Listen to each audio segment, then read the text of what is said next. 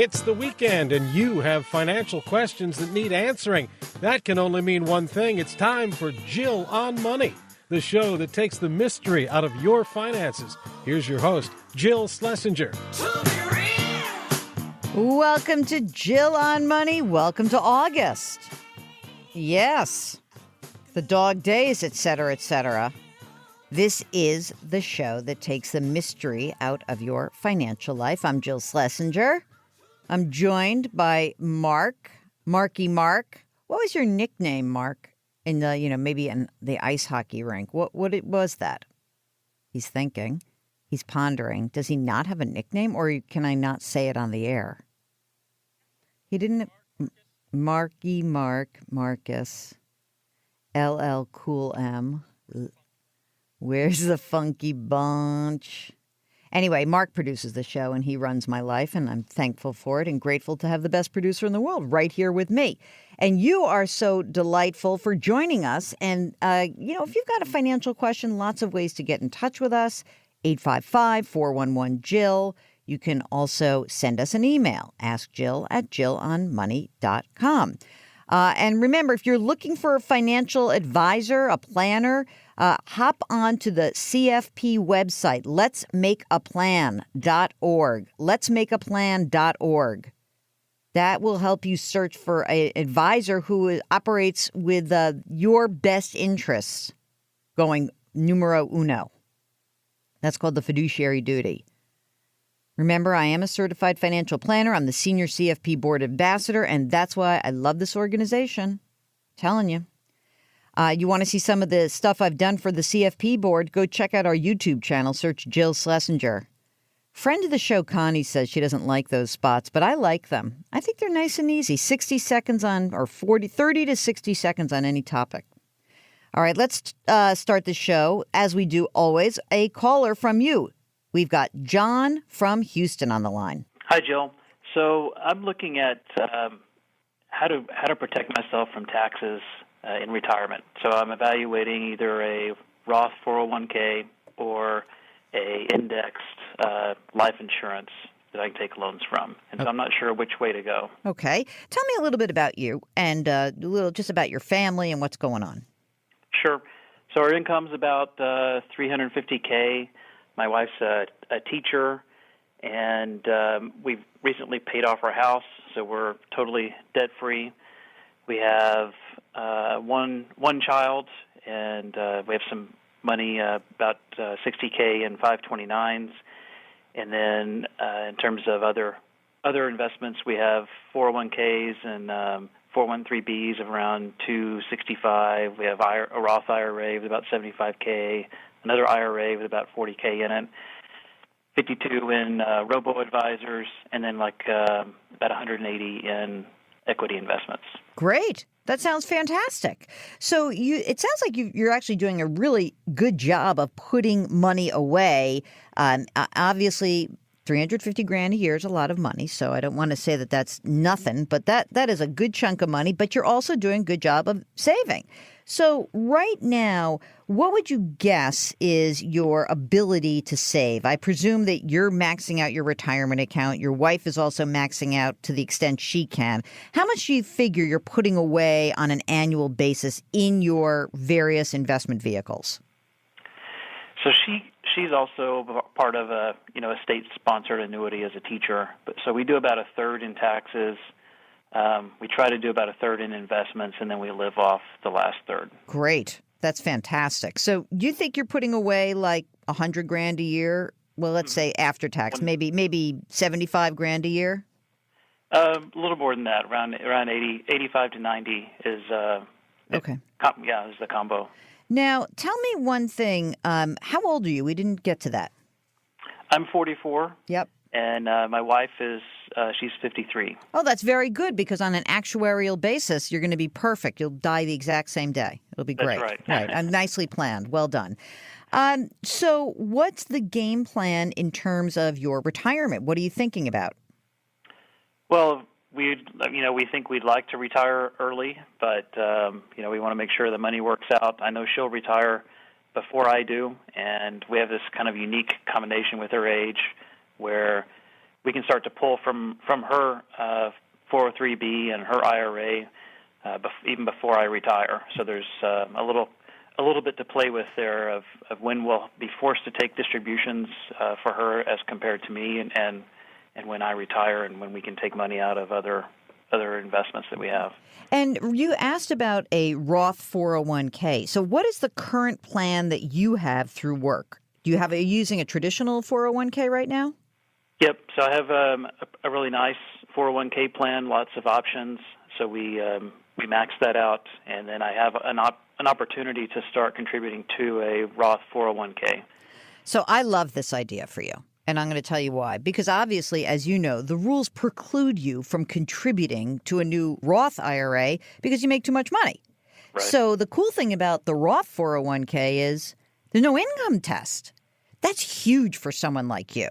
And I love the idea that, you get to put this money away. And, look, you're still pretty young. So putting this money away today and knowing what your tax liability is going to be and already having a bunch of money that's tax deferred is actually really a strong case for using the Roth 401k versus an indexed annuity or even life insurance.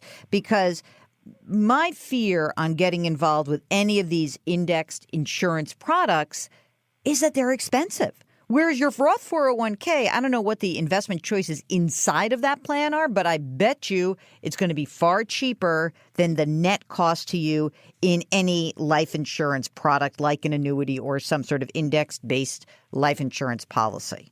Yeah, that makes sense in terms of lower fees for the actual funds themselves versus paying for like the life insurance itself. Yeah. I mean, look, the chances are as I'm looking at I'm trying to like get a ballpark for where you are right now, right? So if I think you gave me was something like, I don't know, $600,000-700,000. Is that what you've saved? Is that right?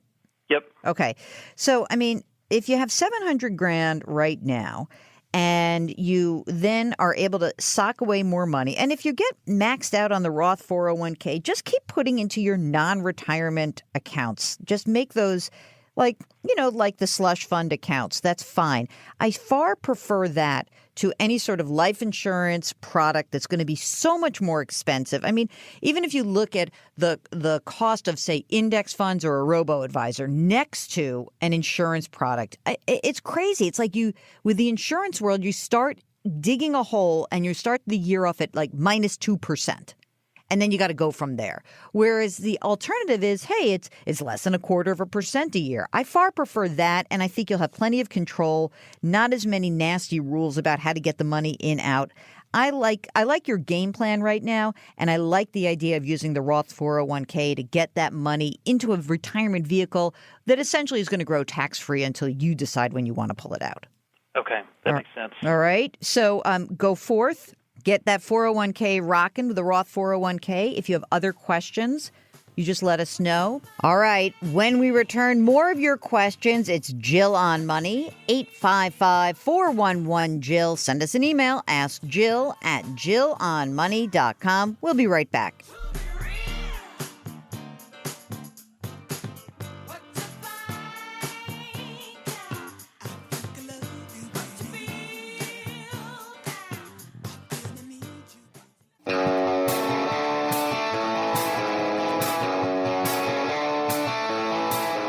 Do I invest here? Should I put my money there? Jill Schlesinger can help you.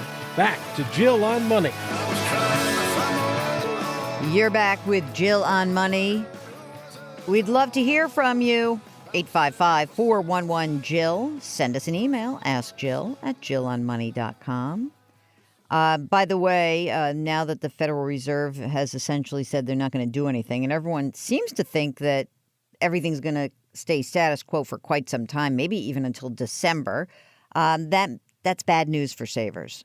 And if you are a saver and you are looking to generate more money from either your emergency reserve fund or your savings account, you're going to have to look around. But remember, one site that we often will recommend is depositaccounts.com. Check that out. You might be able to find some better earning cash.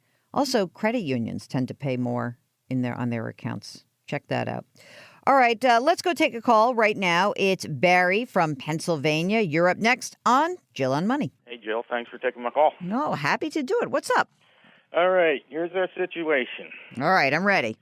My wife and I, I'm 56. My wife's 55. Mm-hmm. We're both self-employed. Mm-hmm.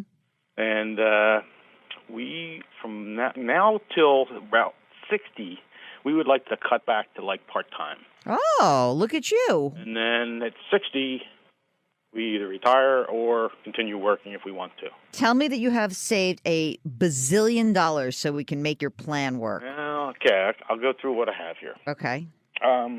Tax-sheltered IRAs, et cetera. Mm-hmm. We have about $1.3 million. Okay.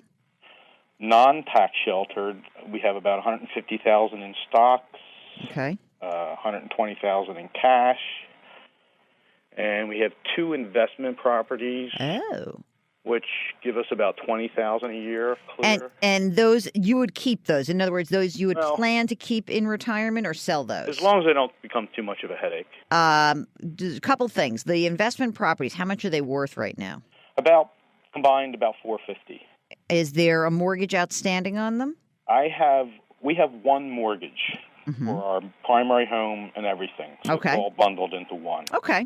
We have a mortgage of $200,000 right now we have a home equity loan of $50,000 because we're doing some remodeling. So $250 outstanding debt against the primary residence, which is worth how much right now, approximately? 4.25. 4.25. Would you want to stay in that home? Is that like the place where you really want to live out the rest of let's say the early part of retirement at Early least? part probably, latter part probably heading south. Okay. All right. Any other debt besides the mortgage? No. Okay. How much do you think you need to live in the part-time period? Like, if you worked part-time, would that cover would you work just enough to cover your costs, but you wouldn't save much more? Yeah, I guess so. Yeah. Right. So you work enough just to cover all of your expenses. Then tell me at age 60 what the expense level would be. So let's say at 60, how much money do we need to create an income for you guys? Well, right now our combined income's around $135,000. Okay. And we're still putting in like $30,000 into a simple IRA a year. So that's kind of where I'm not really sure. Oh, come on. You can't make me do all the hard work. Well, let's say this. If you make $135,000 together, right, you know that off the top $30,000 is coming, right, because you Right. So that's $105,000. And then you got to pay tax on that. But, so let's presume that you would need, how about $5,000 a month or $60,000 net to you guys? Okay. That's probably what I'm guessing. Okay. So let's just, but let's say the only reason why I rounded up is, I don't know, because you never know. Because I want you to have a nice retirement. So $5,000 a month is what we need to create. All right, so let's go backwards. First of all, obviously, I don't actually want you to start drawing Social Security if you don't have to. Right. So the one thing, always the fly in the ointment is two things. Is that when you go part time, and you said you want to go till 60 or 62. What's your guess? 60 is the number. 60 is the number. Okay. So at that point, you need health care coverage, but you got to pay for that. But you're paying for it anyway since you're self-employed. You're used to paying that bill, right? Yep. Not a big deal. Okay. So. Oh, it is, but. I mean, meaning not a big deal in terms of not a big change, I should say. Right. Always a big deal, but not a big. Right. Okay. So now, I guess the question is this. Do you have enough money to float you so that you don't have to claim Social Security at age 62 and take that big haircut? Right.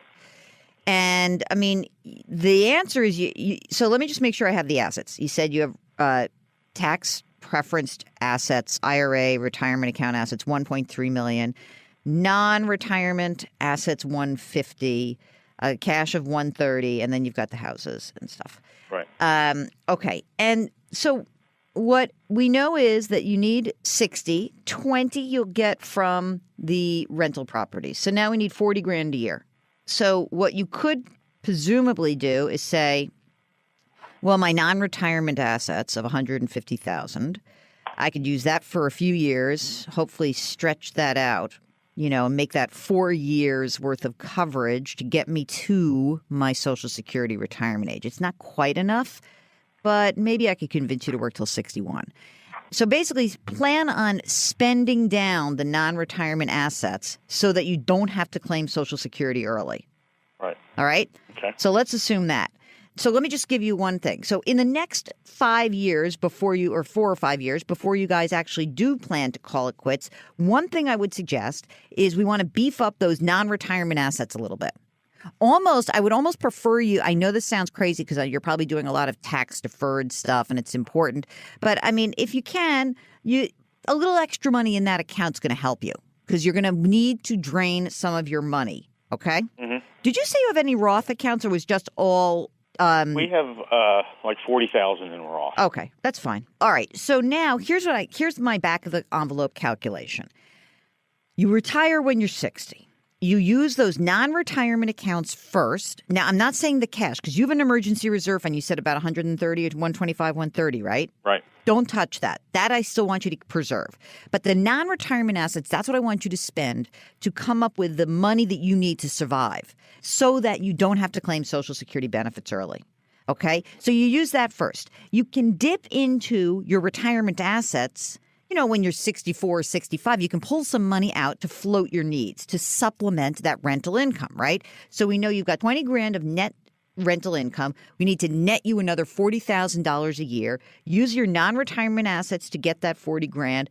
Again, later into your 60s, in your mid-60s, before you claim Social Security, you may need to dip into your IRA assets, your protected assets as well, and pay some tax on them. Okay, now we claim Social Security, and boy, the world does change in a great way for you. Because presumably at that point, you're going to get $2,400 a month. She's going to get $2,200. $4,600 a month extra money coming in. It's 55 grand a year, right? That money, once it's taxed, is going to give you, I think, on a net, and I mean, again, who knows exactly what tax rates are going to be, but I'm giving an estimate. I'm guessing that that's going to get you pretty close because you'll have your rental income is 20 grand. I think you'll net pretty close to that extra 40 grand that you need to survive from Social Security. So I think 2 Social Security checks plus your rental income is going to get you pretty close. Sure, if you need to dip into the retirement accounts to make do, fine. Because by the time you retire and you're in 66 and 8 months, those retirement assets are going to not be 1.3. They're going to be at least $1.5 million. They're probably going to be more. And you can dip into that very easily to float your need. So amazingly, I think you can do this. I really think you can do this. It's important that you realize that this works as long as nothing really big and bad happens. You have kids. What's the story in your real life? What else? We don't have kids, and, if we run out of money the day we die, perfect. We've won. We've beat them all. I think that you're going to make this. What about health-wise? You guys in good health? Yes, we're both in good health. We also have a long-term care policy, too, which... Oh, that's great. All right, so I actually think that you can do this. Okay, if you want to find out whether you can do it, just give us a holler, 855-411-JILL, or send us an email. Ask Jill at JillOnMoney.com. More of your questions when we return. We'll be right back.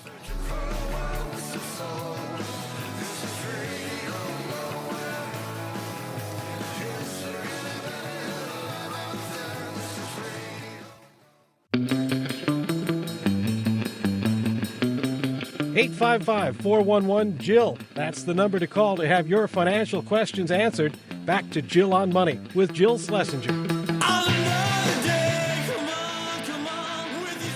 You're back with Jill on Money. If you've got a financial question, 855-411-JILL. Send us an email. Ask Jill at JillOnMoney.com. Hey, Mark, don't you do that whole shenanigans with all your coffee making and stuff? What do? You do like the pour over thing? You grind your own. Do you have a specific coffee grinder? I just read this big article about the best coffee grinder, and they like the Baratza Virtuoso rather, and also 7 of the most popular and best reviewed sub $100 coffee machines, and they said the OXO on 9-cup coffee maker. I might have to get a new coffee maker. You're a pour over guy. All right. Well, They also say if you're just looking for the drug, meaning that you just want your caffeine fix, that it totally doesn't matter what you buy because you just need your fix. And they did call out my Nespresso machine as the good one. Like they hate Keurig. But anyway, are you coffee fiends like we are? We wake up early. What can I say? This is the program that is not about coffee, but takes the mystery out of your financial life. Lots of ways to get in touch with us.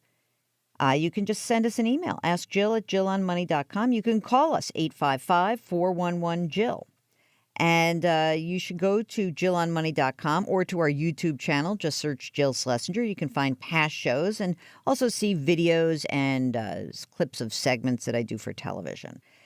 But our favorite thing is to talk to you, and that's why we are going out, and we've got Ashley on the line. Hi, Ashley. Awesome. Well, thank you so much for taking my call. Sure. I have a question about student loans. Okay. She says with the, okay, how old are you? I'm 28. 28. All right. So tell me about what you got going on.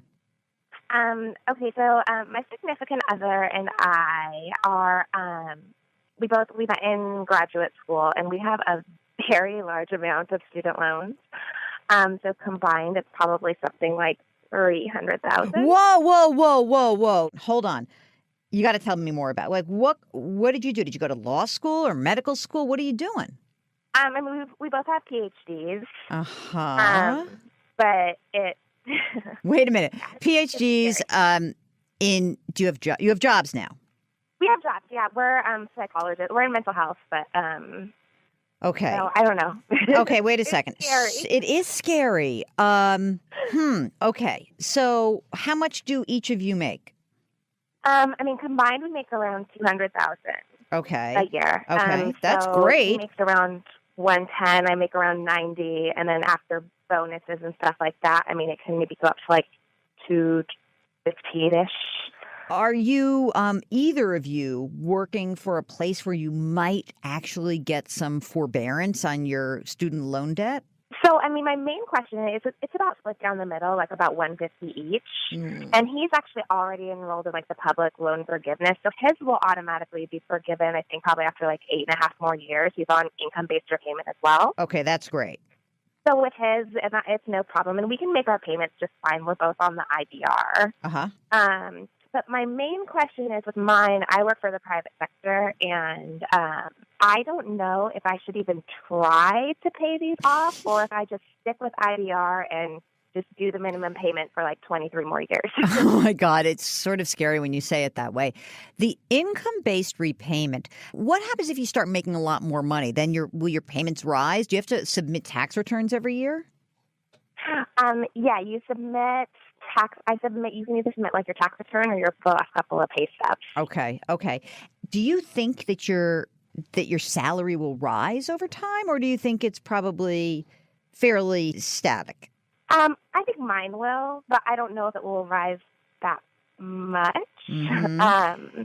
If you're making, let's say, around $100,000 or $120,000, what is the interest rate that you're paying? Do we know how much it's actually costing you when it's an income-based plan? I think it's like 10%. Okay. Of your take home. So I think that I'm guessing I'm not even paying. I don't know. I mean, my payments are around like $600 a month, and it's fine. It's easy to pay. Okay. So all right. Here's the thing. Since you're enrolled in this plan already, I say that maybe you just keep rolling with it. I'm not sure you have to accelerate it. Because what would be the reason to, let's think about this. Why would we accelerate it? Okay, we get like an emotional, awesome payoff. So yes, if you inherited $150,000 tomorrow and you're like, woohoo, I'm done with my loans, that's great.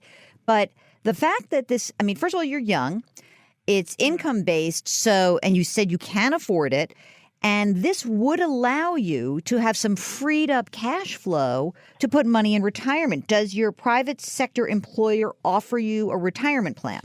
Yeah, I have about like $40,000 in my 401k right now.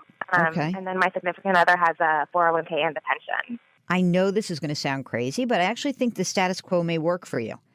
because I feel like there's no good reason to take your money and shift it over and take it away from these other savings vehicles that are going to be very important to you. Do you guys plan to have kids potentially down the line?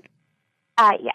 Yeah, I mean, like the thing is, if you used every available dollar right now to pay off that debt, I'm not so sure that does you such a good deal in the future, because then how are you going to raise kids? How are you going to pay for these things? How are you going to save more for retirement and for education? I think you stick with the status quo. And for everyone listening out there, I just want to ask you, Ashley, did you find dealing with the income-based repayment plan difficult, or was it pretty easy to navigate? It was so easy. Okay, so like everyone listening, she's saying it's so easy. There's a lot of people who have old student loans that could qualify. So I want to encourage people to hear this, because you're saying, look, I got a mountain of debt. It stinks. It's going to be with me for a while. But you've got a game plan at least. And I guess I would think of it as like, it's kind of like a mortgage. Like it'll be done when it gets done. And that seems okay with me, especially because, as you say, it's a reasonable amount. And, you know, if it were a private school loan and you weren't in that income-based repayment plan and you were paying 8% interest on it, then I think I would give you different advice. Okay, if you too have some student loan repayment issues, whether it's thousands of dollars, tens of thousands, hundreds of thousands, give us a holler. We'd love to hear from you. 855-411-JILL. Send an email, askjill@jillonmoney.com. We'll be right back with more of your questions.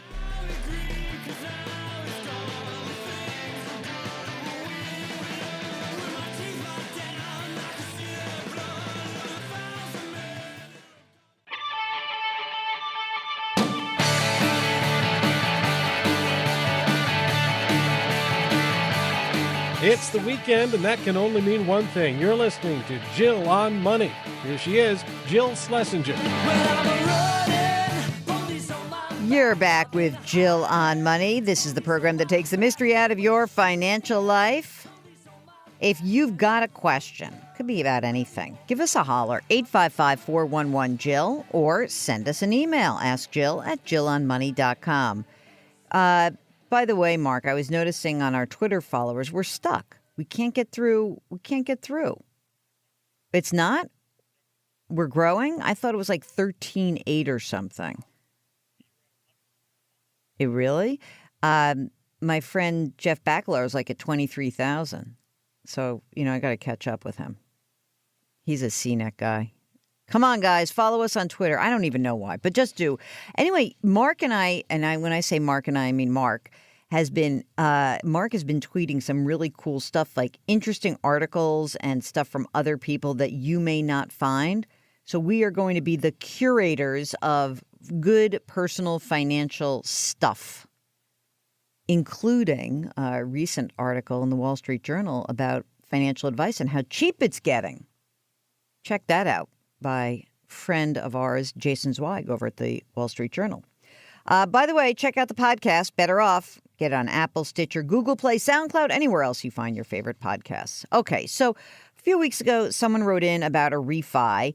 And what was interesting about the question was that there was a component of this that I may have missed, in that there was a second loan that was outstanding on the house that, because of specific local laws, had no interest and no payments for 20 years. So the person, Mrs. W., writes that she said, just FYI, I would be subordinating the second mortgage and I can renew this, blah, blah, blah. She's also been considering selling her home, and that was an idea. Okay. But here's the real issue. She writes, my number one concern is using a mortgage broker and senior mortgage loan officer. I know all about selling the loan and the officer and no pressure. It's making things easy and attractive. I know I'll pay more with closing costs, but the ease of the transaction is tempting. How much trouble could I be opening myself up to with these people? Well, I don't know. I don't really think there's trouble. She's checked out their licenses, nothing bad. And the question is, do federal laws give me enough protection? I have no friends or referrals to compare, only what I can glean online. If you want, what you could do is kind of go to your local bank and just see how the process compares. It may be that it's not as easy, or wherever you hold your accounts, or go back to the original lender and see if you can get a quote. But, my feeling about most of these loans is that, presuming that you ask a lot of questions, you're probably going to be okay. But I don't want you to get too nutty because, as long as this is a licensed person, maybe check with a Better Business Bureau, I think it's going to be okay. So just be clear about that. And you can always get another quote, compare the offers. Okay, here is from Sharon, who says, my husband died in February. I notified his creditors that he had died. I've been writing and calling one particular bank that a charge that is outstanding is not mine, and that my husband's estate is insolvent. So what did they do? They put it on my credit report, and now my score has dropped significantly. How do I get them to remove the ding? I sent them a fax with the last 4 digits of my social. As I was told, they're just being mean. I know that this charge has been in his name only for years. Thank you, Sharon. Well, there's a couple of things that I would do.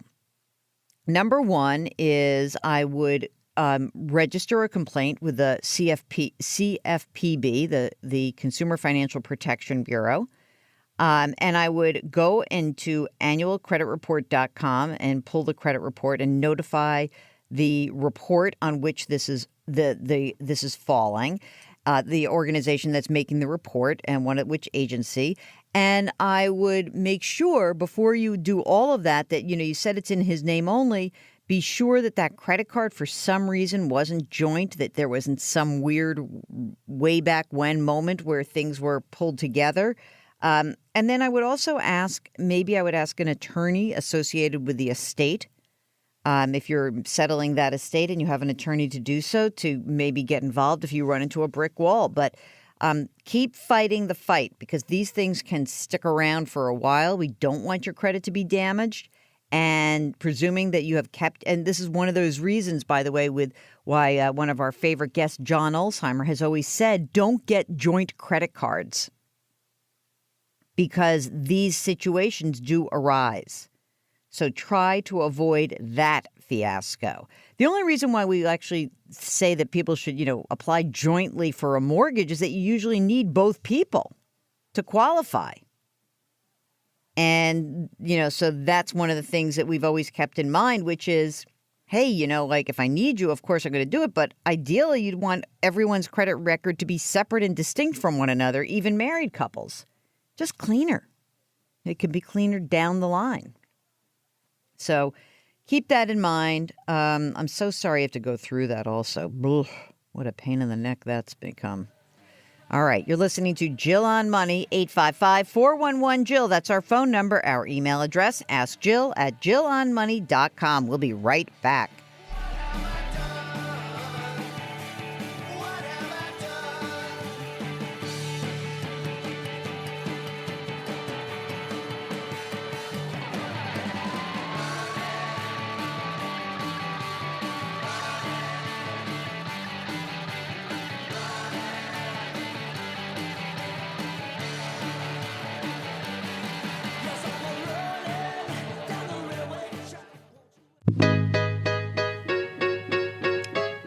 You're back with Jill on Money. If you've got a financial question, 855-411-JILL, or send us an email, askjill@jillonmoney.com. Okay, we got an email from Jeff, which is about an annuity. So my uncle recently informed me he was told to invest in a deferred annuity, and he was told to invest by his auto owner's insurance agent. Are you kidding me? Now I got an insurance sales guy, a auto insurance guy selling annuities. This is killing me. Okay, so Uncle has invested $2,000 a year for the last 2 years. The accumulated value is just under $4,100. My initial reaction is, what would he benefit from a deferred annuity? And let's see, he's got no debt. He's got $600,000 in retirement, non-retirement accounts. He's single. He's not married. When I read the policy, I was shocked to learn that he receives a monthly income starting on his maturity date of 2049, which is when my uncle will be 95. Anyway, as far as I can tell, the policy is guaranteed to grow 1% a year. It's not clear what it's invested in.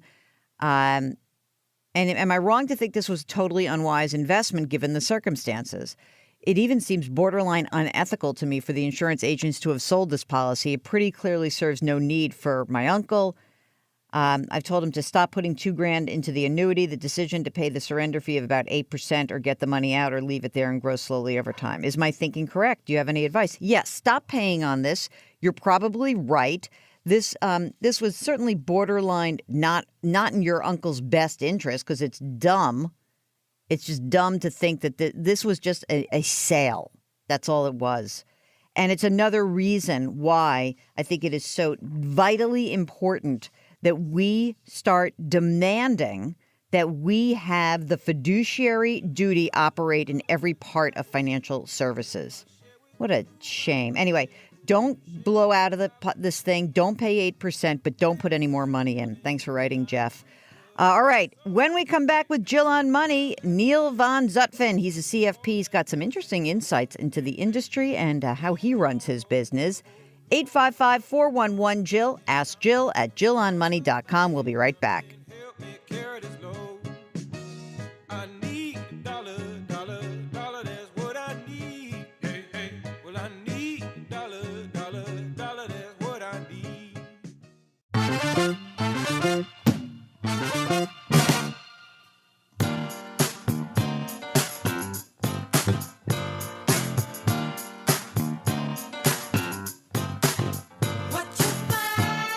It's the weekend, which means it's time for Jill on Money, the show that makes money fun and just happens to answer all your financial questions.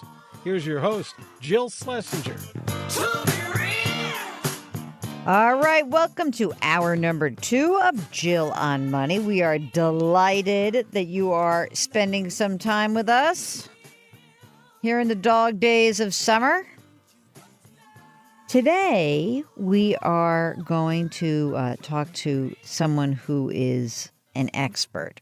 And we always have experts on, but I kind of feel like this guy is not just an expert with his own clients, but he's an expert on the business of financial planning in and of itself. Neal Van Zutphen is a CFP Board Ambassador. So am I. That's how I met him. He is based in Phoenix, but I'm looking at his resume and I'm saying, wait a minute, this guy's he's everything. So he is the past president and chairman of the Financial Planning Association of Greater Phoenix. He is also a member of the National Association of Personal Financial Advisors, NAPFA. You've heard me talk about that. But check this out. He is a member of the Financial Therapy Association, an associate member of the American Psychological Association. Neal, you're a shrink. Is that right? I wouldn't call it a shrink. Welcome to the show, Neal Van Zutphen. Thanks very much. It's great to be here. All right, but that is interesting. Tell me about, so I know what the first 2 membership and association bullets are. Tell me about Financial Therapy Association. What is that? Well, the Financial Therapy Association was structured, I think it started out about 2005 or 6, maybe a little bit later, but so many people have challenges with money and their relationship with money and the psychology of money. And behavioral finance wasn't really answering the question, and the technical training that we receive as CFP board really wasn't answering the question. As planners, we face couples who have arguments with money right in front of us, and the challenge is, what are the technical skills, the communication skills needed to break the ice on those issues so that they can move forward? So, and that's what the financial therapy is about. So tell me a little bit about that. Like, how does that, tell me a little bit about the training. Like, That fascinates me because I've always felt like, in fact, we recently got a question from somebody who said that he was a religious school counselor who was considering going into financial planning. I thought, perfect, like somebody who's really dealt with hard issues. How has your approach to clients or just generally people changed as a result of that association? Well, it's the training that you get and the research that is currently being done, which is now really quite exploding in the area because it's just such a hot topic. And as you know, the American Psychological Association does a study every year on stress and money, and it's one of the number one stressors. 3 out of 4 Americans experience stress over money. So how do you deal with that? There needs to be training available for that, and the Financial Therapy Association happens to be a source for that. Kansas State University actually offers a certificate in financial therapy. Creighton University just adopted a program on the psychology of money and financial behavior specialists. There's more research coming out on the impact couples have with each other on their various money scripts and life scripts that create conflict between the two of them, so they're unable to achieve their goals because one wants one thing and one wants another.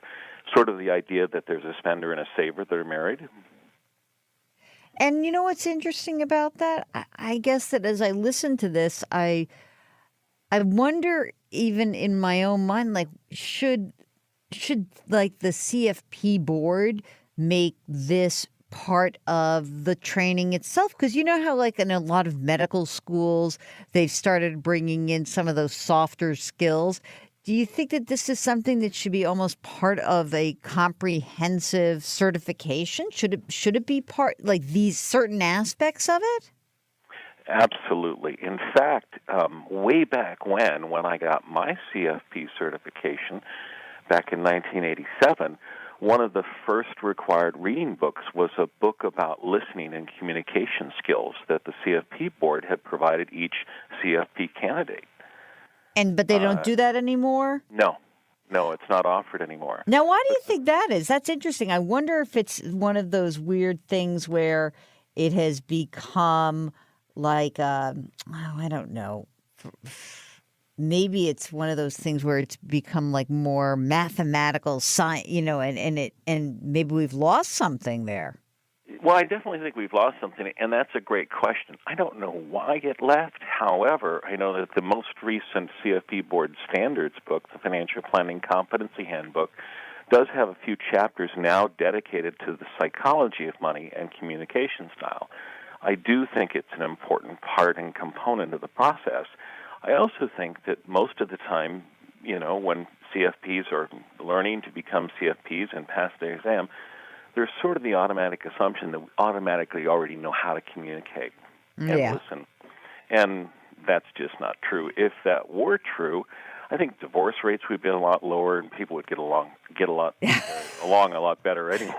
No kidding. No kidding. Message sent doesn't necessarily mean message received. All right, we're going to go to a break. But what I want to do is when we come back, I want to find out a little bit about just like how you got into this and, a little bit of your path. Because, I go to your website and it's not exactly what looks like most financial planning company websites. The website is called Intrinsic Wealth Counsel. Intrinsic Wealth Counsel. And I love so part of this website says it's real planning for real life. And I really want to focus on that because I don't know if that is exactly the messaging that most other financial professionals put forth. And I really would like to go a little bit deeper with Neal Van Zutphen. Also, love that name, who is a financial planner, CFP Board Ambassador, member of the FPA, and also a member of the Financial Therapy Association and an associate member of the American Psychological Association. and also a big hiker and golfer. So he's living in Phoenix. That's a good place to live for that. Mark, you going to have some Phoenix questions you can pepper me with so I can make sure that we get Neal's opinion? Best burrito in Phoenix or something like that? Favorite hike? All right, let's do that. Neal, think about this. Favorite hike. When we return, Neal Van Zutphen here on the Jill on Money Show. 855-411-JILL. Send an email. Ask Jill at jillonmoney.com. We'll be right back.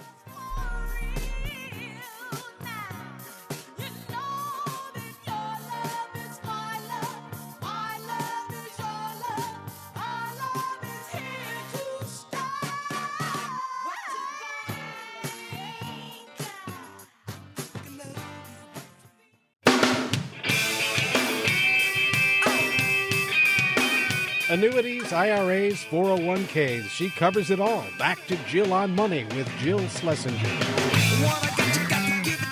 You're back with Jill on Money, and we are delighted to invite a guest this hour, Neal Van Zutphen. He is a CFP professional, member of the Financial Planning Association, also a NAPFA member. From Phoenix. Okay, Neal, you say you're a hiker. What's your favorite hike in the greater Phoenix area? Well, in the greater Phoenix area, that'd have to be Echo Canyon, which is Camelback Mountain. Oh, nice. It's a very strenuous hike, a great cardio exercise, 45 minutes up, 45 minutes down kind of stuff. Mm-hmm. It's probably one of the most frequently hiked mountains in the country because it's so close to 4 million people. Oh, cool.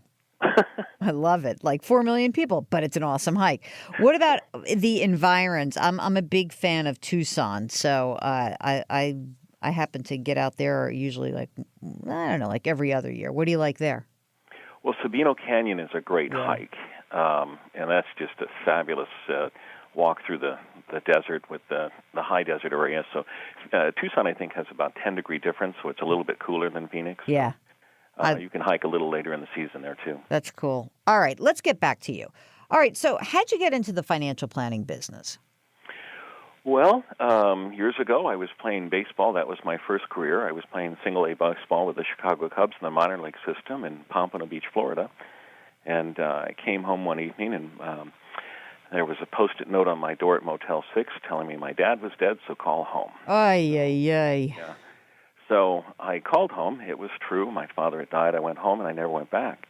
And I really struggled with trying to help my mom settle a very meager estate, going down to the state courthouse for, real estate, things like that. And I had finally learned about these people called certified financial planners. And this is back in 1978, 81, someplace in there. And the College for Financial Planning had only been around since 1972. So there weren't a lot of these CFPs around. But they started doing these money makeovers in the Arizona Republic, and I just realized that's what I wanted to do for the rest of my life. So that's what I've been doing. Wow.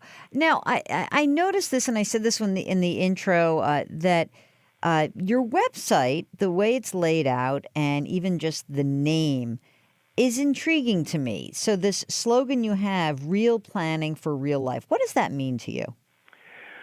Well, a lot of other websites, as you mentioned, focus on the money side of it, portfolio, asset management, and maybe they have CNBC running across it or some kind of ticker stuff. But most people, it's not the money; it's their lives that matter. Mm-hmm.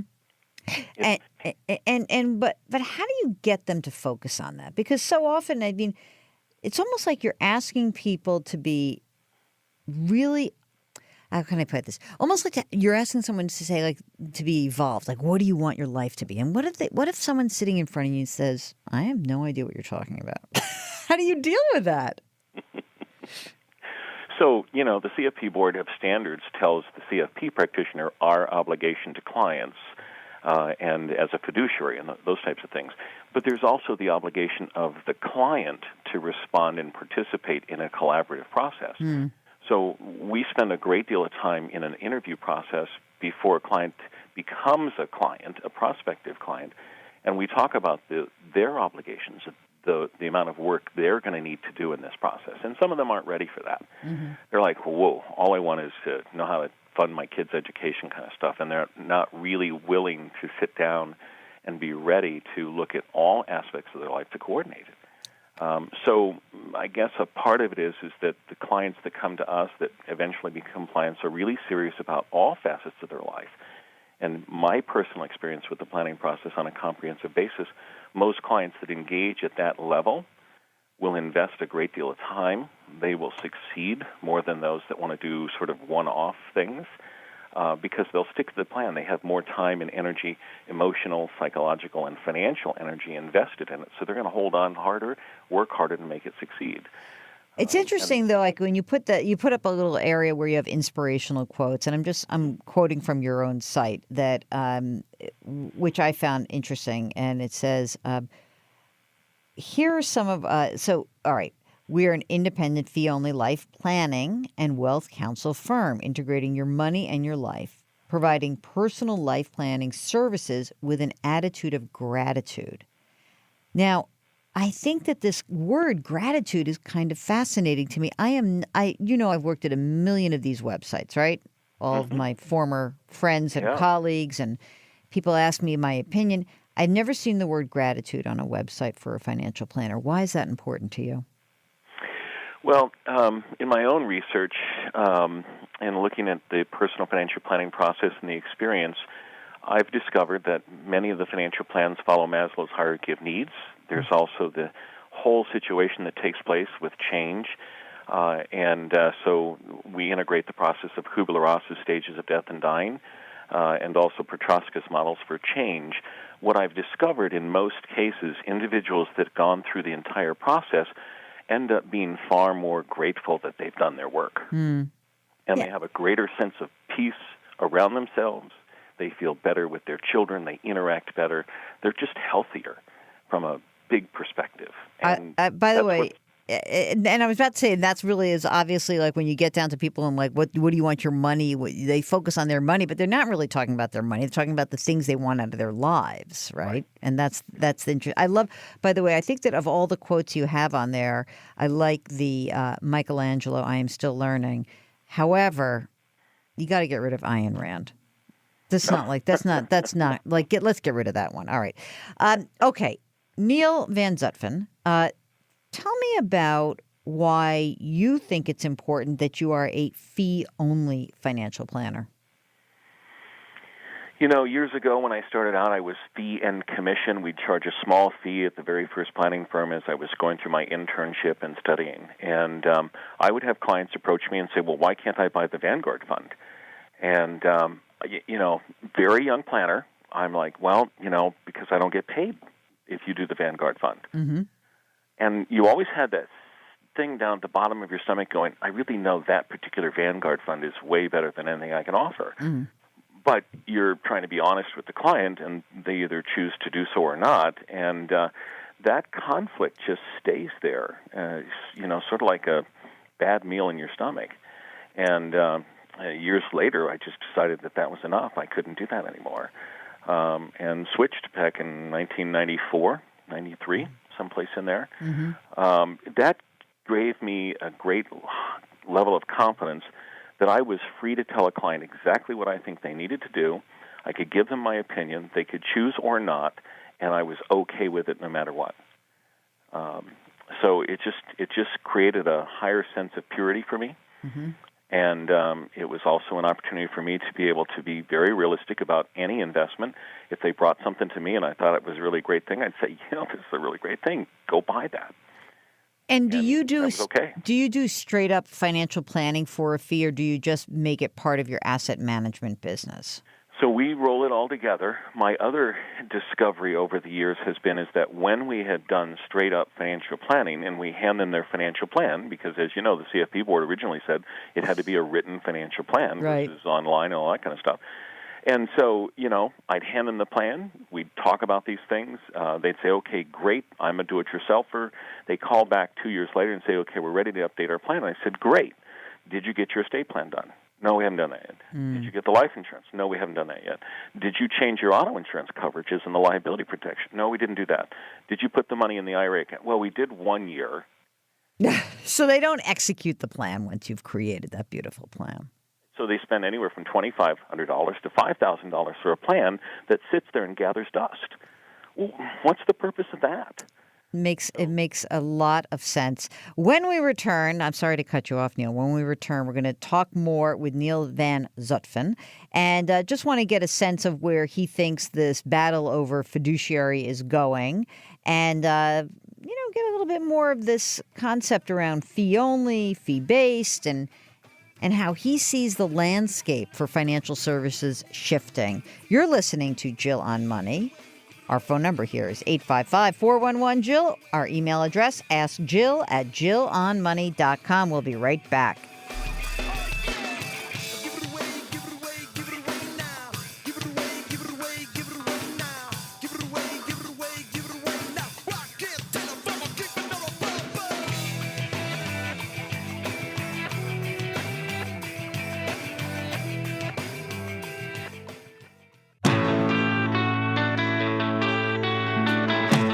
Young, old, it doesn't matter. She's here to help you. Back to Jill on Money with Jill Schlesinger.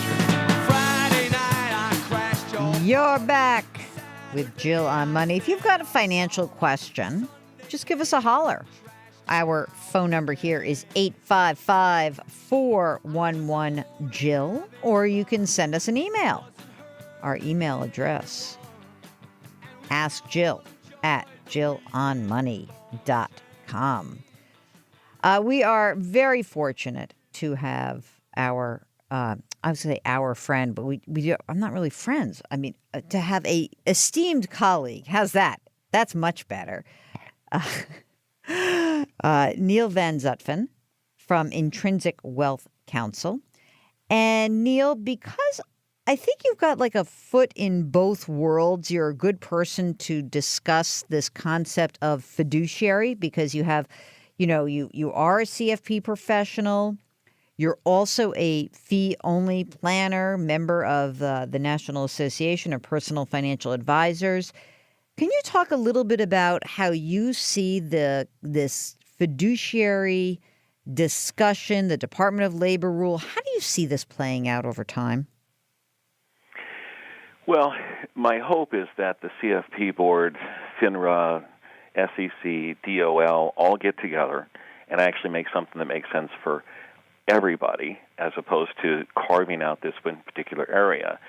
I think from a fiduciary standpoint of view, the CFP professional, needs to adhere to that standard, and for us to be recognized as a true profession over a longer period of time, that's critical to the system.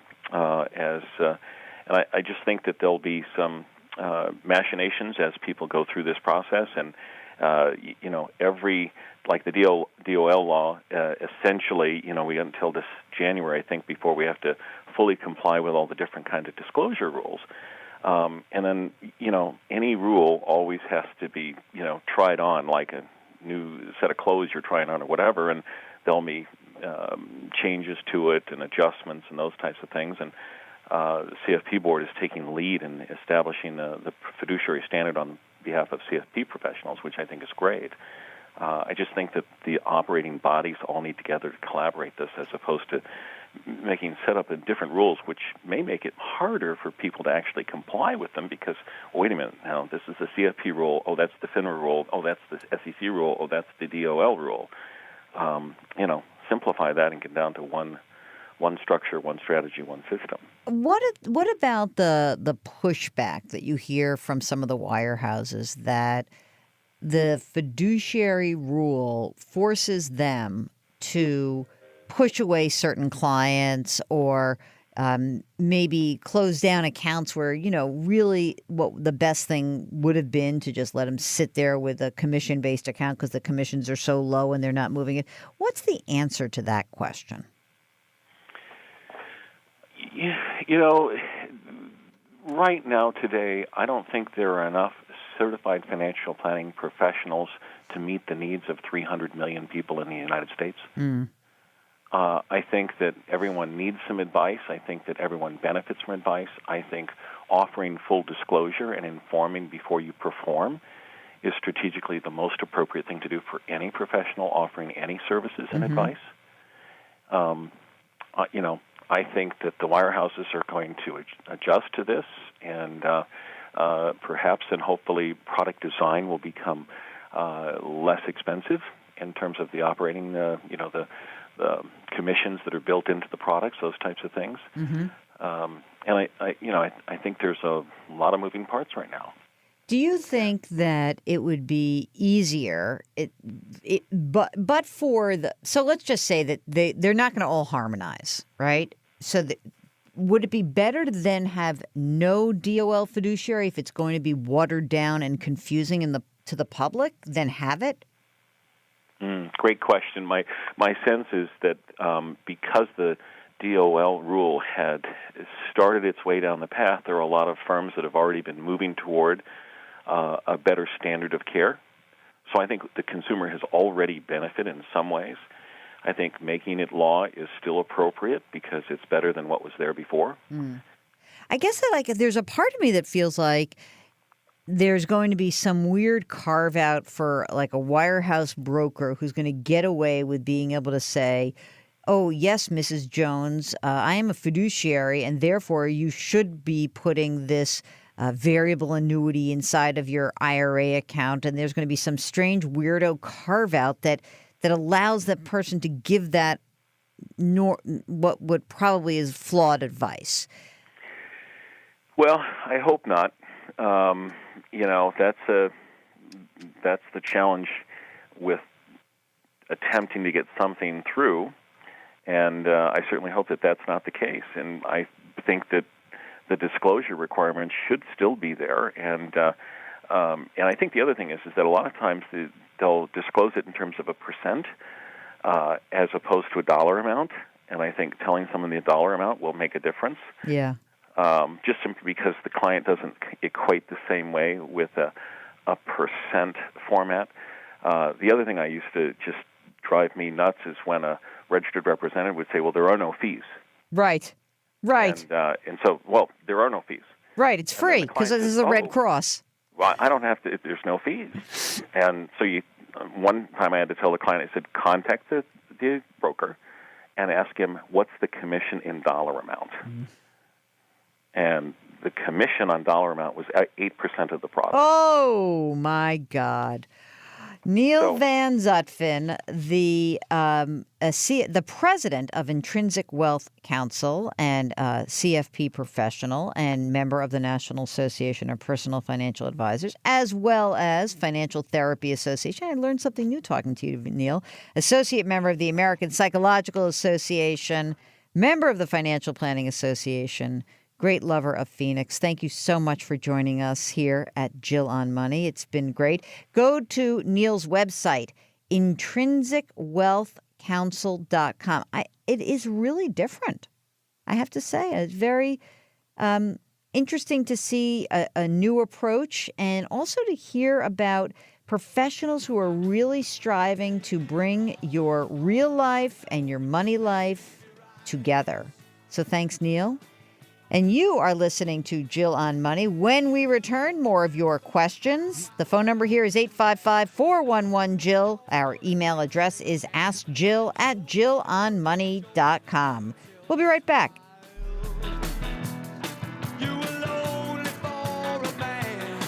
I said, take me as I am.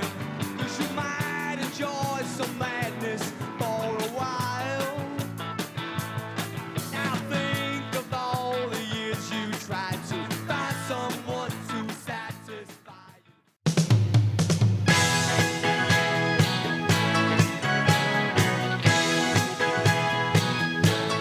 Have a question? Call anytime, 24/7, 855-411-JILL. Back to Jill on Money with Jill Schlesinger. You're back with Jill on Money. If you've got a financial question, we'd love to hear from you. Our phone number here is 855-411-JILL. Send us an email. AskJill@jillonmoney.com.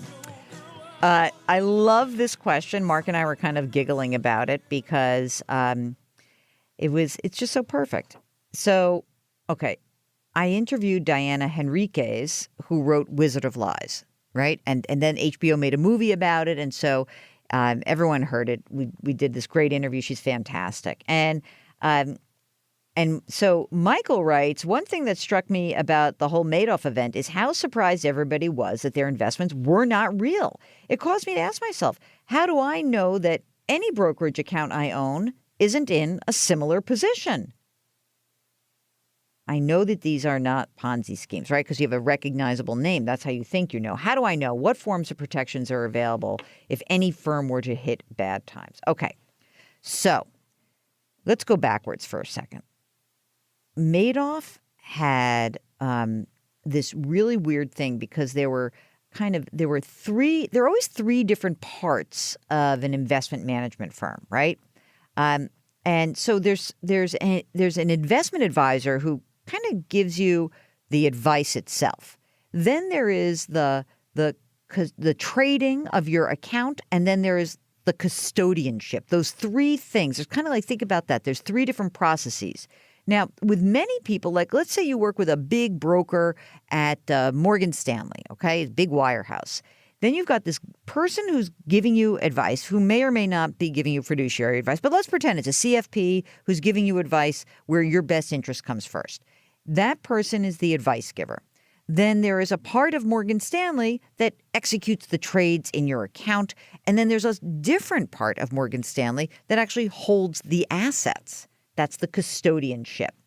So the thing about the Madoff scandal was that he was a small firm which controlled all aspects of the investment process.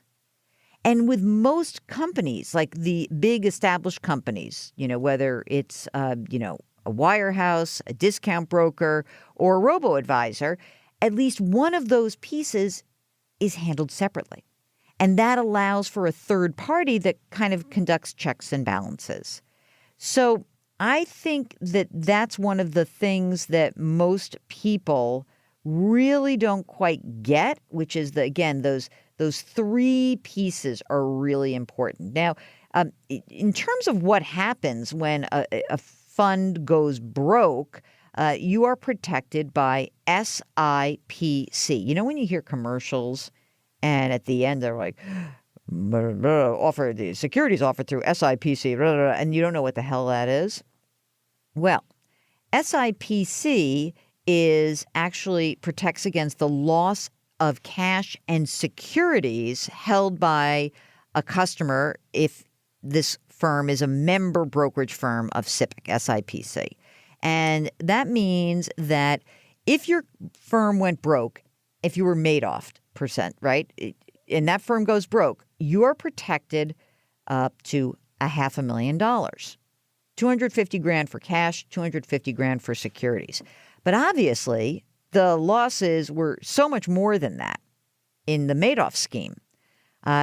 That's why the investigator and the recovery effort was really focused on going after people who had made money on Madoff and then redistributed that money to people who actually lost money, individuals. So a lot of it has been doled out already. I guess that the most important thing to remember is that the Madoff scheme was sort of a brilliant scheme for one big reason. It didn't feel like he was promising the world. He kept saying, I'm going to have consistent returns. So when the market was up, let's say the go-go years of the 90s, the markets are up double digits, 20% or 30% or 40% for NASDAQ, Madoff would give you 10 or 12%. Conversely, when markets were down, it was that same 10 to 12%. So there are two red flags that can sometimes can arise. One red flag is that Madoff never had a losing month. And his returns were consistent, so consistent that you almost had to say, like, how is that possible? And then there's the other kind of red flag, which is like all of a sudden, like, everything is falling off a cliff and yours is going up and you're not really in a hedge fund. You're in something that's supposed to track the market. So I think that just be aware of like your performance relative to the market and know that very rarely do individuals see huge divergence. So that may be a big flag. Hey, you know what? Go to our website, by the way, JillOnMoney.com, and you can see the 10 questions to ask financial advisors. And we actually have those questions that are needed to kind of make sure that those 3 pillars of your investment management process are not being glommed together by one teeny tiny firm. Okay? So thank you, Michael. It's a great question, and I appreciate it, and certainly always a good reminder for all of us. Okay, you're listening to Jill on Money, 855-411-JILL. Send us an email, askjill@jillonmoney.com. We'll be right back.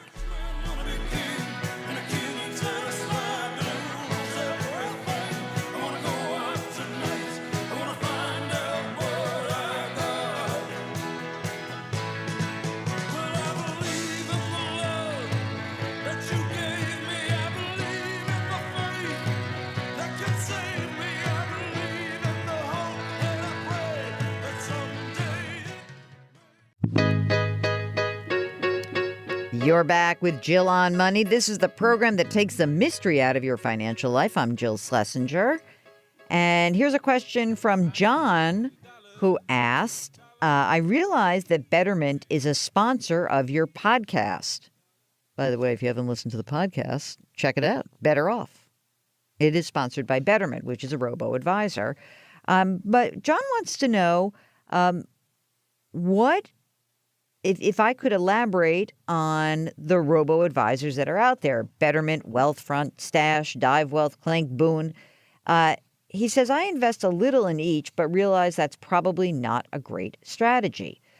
Here's the thing. I think that the robo-universe is so fabulous, and I think that if you were going to be looking at different robo-advisors at this point, I think you kind of want to stick to the ones that I believe are going to be survivors. And so, this is a conflict of interest question because obviously Betterment is a sponsor of my show, but I've also mentioned in like the 3 biggies that I think are worth considering are Betterment, Wealthfront, and Rebalance IRA. We've had them on the show as well. And I think that what you would maybe want to do is try to do a comparison in your own mind about what your experience is. Because sometimes it's really important to try to say, do I like this platform better? Is this working for me, or what have you?